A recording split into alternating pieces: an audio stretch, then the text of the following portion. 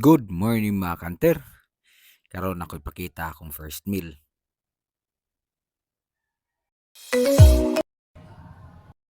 Mga kanter, mao jud na ako usually gakaon. Tulo ka white eggs ug isa ka whole egg. O gagamit ko anang nor seasoning mga kanter. Pangpalasa na siya.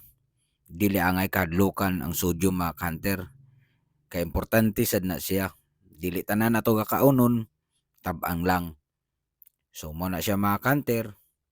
Kaon lang ng kaon, pero limit gyapon sa sodium. Dili ta pwede magpalabi. Ug kana mga kanter, way nako. Ga support ka na mga kanter kay di gid na ako makuha ang akong daily protein intake.